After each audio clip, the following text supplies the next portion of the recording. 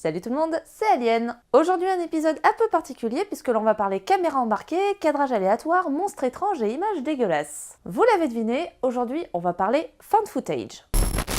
Le found footage signifie littéralement enregistrement trouvé et désigne un film fait de plusieurs vidéos provenant de caméscope, caméra ou téléphone portable. Les débuts du found footage commencent dans les années 70-80 avec Cannibal Holocaust, un faux documentaire sur une équipe de journalistes en expédition pour retrouver leurs collègues disparus dans l'Amazonie au sein d'une tribu cannibale.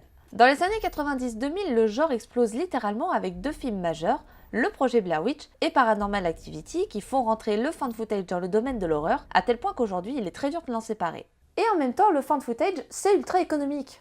La production d'un film found footage ne coûte pas très cher en matière de matos et aussi de post-production, et en cas de succès en salle, ce dernier peut être largement remboursé. Par exemple, le projet Blair Witch n'a coûté que 25 000 $ et en a rapporté 250 millions. Pareil pour Paranormal Activity qui n'a coûté que 15 000 $ pour 200 millions de dollars de recettes. Et ça en fait de la pute. Et les studios hollywoodiens, qui sont toujours bons pour flairer le bon filon quand il s'agit de se faire L'argent en masse. vont allègrement s'emparer de ces films à petit budget pour en faire des blockbusters. Beaucoup d'entre eux sont médiocres, voire carrément insignifiants, mais il existe des films en found footage de bonne qualité, ce qui est le cas de Cloverfield. Sorti en 2008, Cloverfield est réalisé par Matt Reeves, le réalisateur des deux derniers opus de la trilogie de la planète des singes, et sera aux commandes du prochain film Batman avec Ben Affleck. Mais Cloverfield est surtout connu pour son producteur, à savoir J.J. Abrams. Pour ceux qui ne le connaissent pas encore, J.J. Abrams, c'est le genre de personne que tu serais capable de détester tellement il est génial.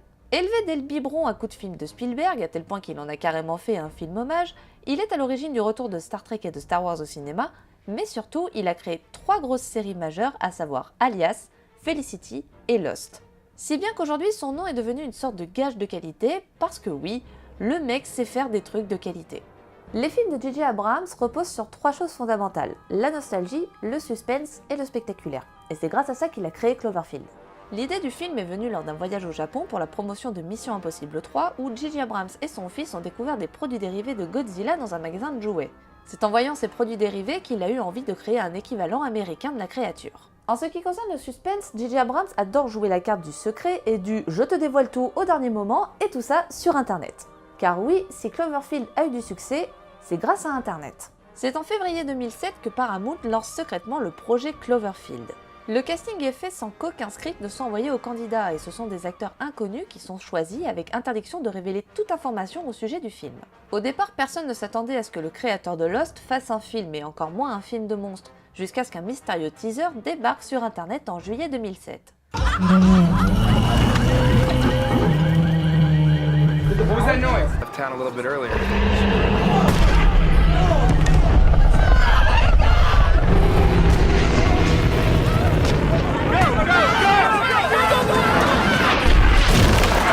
On ne sait rien de l'intrigue à part que ça pète de partout, mais grâce à la date de sortie et le nom de J.J. Abrams dans le teaser, l'engouement a démarré et les forums se sont emparés de la mystérieuse vidéo pour essayer de la déchiffrer.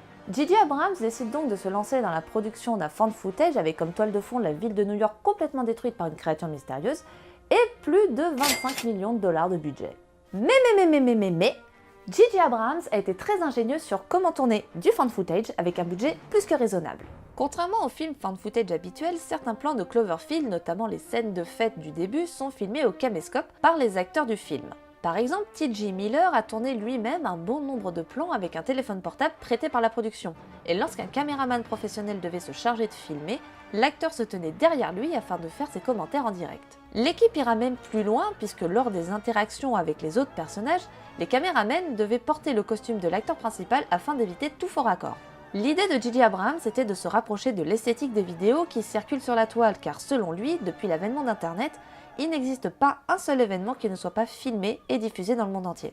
C'est pour cela aussi que le film n'a pas de bande originale. La seule fois où un thème musical apparaît dans le film, c'est dans le générique de fin.